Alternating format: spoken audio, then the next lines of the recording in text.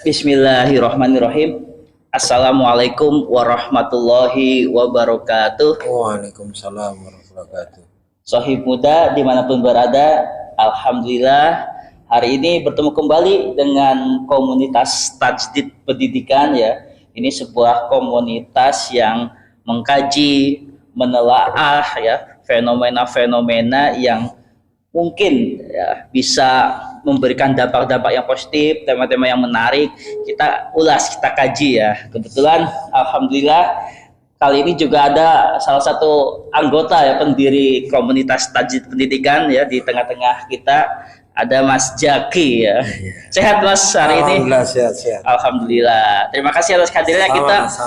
Kita ini ya hari ini akan mengkaji ya hal-hal yang emang bisa memberikan kemajuan, pencerahan dan juga kesejahteraan ya. Yes. Ada tema yang menggelitik saya, sohib muda ya. Ada arti gini, ada tema yang menarik untuk kita perdalam pada kesempatan ini, yaitu tentang wakaf. Ya, tentang wakaf. Ya. Mudah-mudahan kajian ini kita ulas ya bisa menjadi edukasi ya bagi sohib muda. Ya. Baik, Mas Jaki. Baik ini ya, Mas Jaki, kalau tentang ini ya, Mas, edukasi wakaf ya. Wakaf ini gini ya, bahwa Muhammadiyah itu kan memang dikenal sebagai gerakan yang welas asih ya. Kemudian dari gerakan-gerakan welas asih tersebut diorganisir ya menjadi sebuah sistem organisasi oleh Ahmad Dahlan, sehingga ini menjadi sebuah pelembagaan amal soleh. Nah, ini termasuk wakaf ya, termasuk wakaf juga kalau dilembagakan tentunya ya ada hal-hal yang berdampak positif. Nah, coba Mas Jaki bisa uraikan ke sohib muda ya tentang uraian bahwa Muhammadiyah itu memang sebuah gerakan yang basisnya itu welas asih dan terorganisasi. Kalau Mas Jaki gimana dengan pernyataan ini?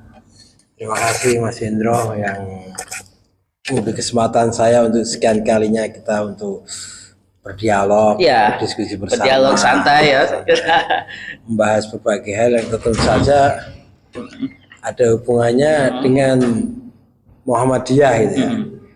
Kalau kita bicara Muhammadiyah itu gerakan apa ya? Gerakan welas asih. Welas asih.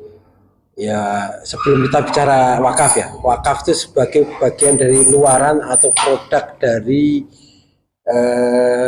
welas asih ya. Nah, itu luarannya luarannya Muhammadiyah kan gerakan welas asih. Mengapa Muhammadiyah disebut welas asih? Karena Muhammadiyah itu berpusat pada 3 hal ya. Di pendidikan, schooling, kemudian healing. Healing itu apa? Healing itu penyembuhan, bisa jadi itu penyembuhan secara psikososial maupun penyembuhan kesehatan. Kemudian ada feeding itu tentang kesejahteraan sosial. Jadi karena mengapa Muhammadiyah welas asih? Karena Muhammadiyah itu mengurusi 3 hal tersebut, yaitu tentang pendidikan, tentang kesehatan, dan tentang kesejahteraan sosial yang dilembagakan, yang diatur dalam sebuah lembaga. Kemudian salah satu bentuk dari aksi dari program welas asih itu salah satunya dengan wakaf. Baik gitu, ya, sohib muda ya. Jadi Mas Jaki sudah menerangkan karakteristik ya gerakan Muhammadiyah ya yang memang di pendidikan kemudian di kesehatan dan kesejahteraan ya. Jadi sehingga memang gerakannya welas asih yang terorganisasi ya, agar lebih kuat lagi tentu gerakan dakwahnya. Baik, sohib muda. Nah, ini kita masih mengeksplorasi ya tentang karakteristik dakwah Muhammadiyah ya, tentang bahwa ini ada ungkapan Mas bahwa Muhammadiyah itu mendayung ya di antara Al-Ma'un dan Al-Asr. Nah, Al-Ma'un kita tahu ya menjadi inspirasi ya Ahmad Dahlan dan murid-muridnya itu ya mengimplementasikan. Ini konon mengajarkan Al-Ma'un itu sampai 8 bulan nih ke murid-muridnya ini ya. Sampai lama sampai salah satu muridnya kan protes, kok diajarin terus padahal sudah hafal tapi belum mempraktekkan. Nah, ini menarik juga kisah ini. Kemudian Al-Asr ini ayat tentang peradaban. Maksudnya apa? Al-Ma'un dan Al-Asr mendayung di antara 2 hal ini Mas Zaki menafsirkannya seperti apa, Mas? Kalau Al-Asr itu bicara peradaban demi waktu, bahwa kita itu ada batasan waktu, bahwa dalam perjalanan waktu itu kita harus melakukan sesuatu yang terbaik. Wal asri innal insana fil khusr.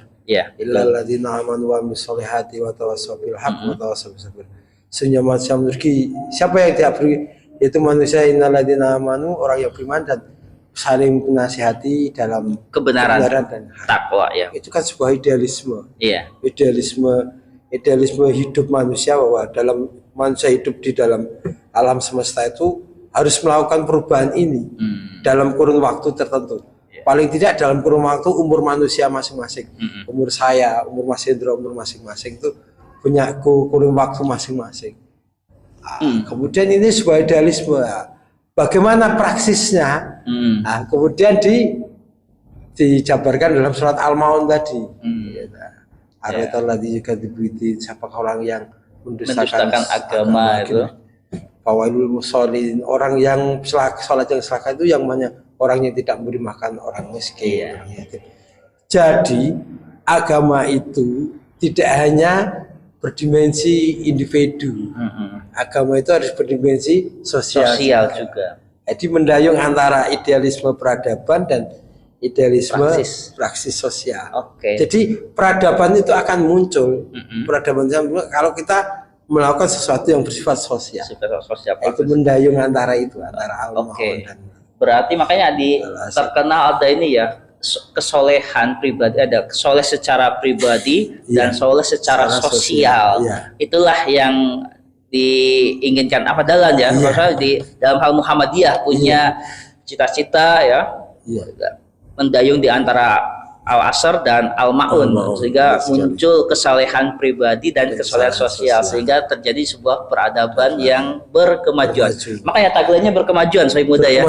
Karena kemajuan itu semakin maju zamannya, semakin beradab, semakin bagus. Baik. Memajukan peradaban. Poinnya sudah kita dapatkan, Sohib Muda ya, tentang karakteristik gerakan Muhammadiyah. Sebelum kita nanti akan mengkaji lebih dalam tentang wakaf tentunya nanti ya, yang ada dimensi terkait dengan kesejahteraan dan bagaimana pengembangan kehidupan sosial nanti di part berikutnya. Demikian Sohib Muda.